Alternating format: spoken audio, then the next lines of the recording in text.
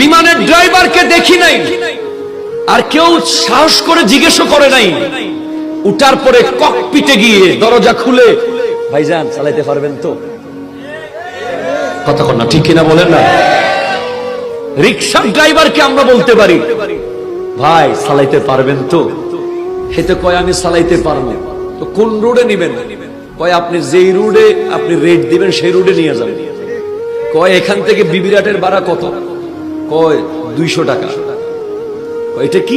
কয় এটা হচ্ছে A ক্লাস। কয় B ক্লাসও আছে নাকি? কয় আছে 50 টাকা। C ক্লাস আছে, কয় 20 টাকাও আছে। কিরকম? A ক্লাস হচ্ছে আমি আপনাকে নিয়ে যাব একদম পিচ ঢালাই রোড দিয়ে, কোনো কষ্ট আপনি পাবেন না। B ক্লাস হচ্ছে আমি আপনাকে ভাঙ্গা রাস্তা দিয়ে নিয়ে যাব।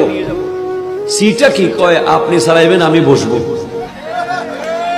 এই ধরনেরও অনেক মজার ড্রাইভার আছে, ঠিক কিনা বলেন না? যারা প্যাসেঞ্জারকে মজা দিতে পারে, যাদের সাথে আমরা কথোপকথন করতে পারি।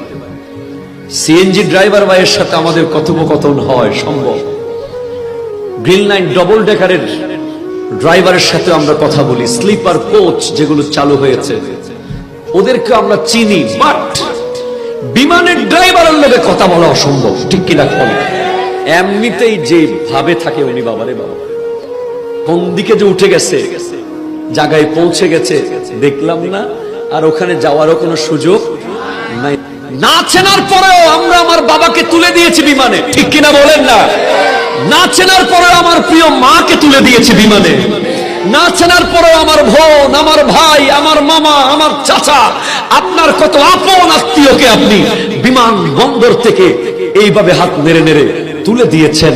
সে উড়াল মেরে চলে গেছে, কিন্তু আপনি অন্ধের মতো বিশ্বাস করেছেন যে সে নামবেই ওখানে গিয়ে, ঠিক কিনা বলেন? আপনি বলে দিয়েছেন গিয়ে ফোন করিস, ঠিক সে নেমেছে, আল্লাহ নামিয়েছে। নামাই কে? আর তুলে কে? ইম্পসিবল। পৃথিবীর কোন বিজ্ঞানী, পৃথিবীর কোন পাইলটের সেই পাওয়ার নাই বিমান তুলবে, একমাত্র রব্বুল আলামিনের কুদরতের পাওয়ারে চলে, ঠিক কিনা?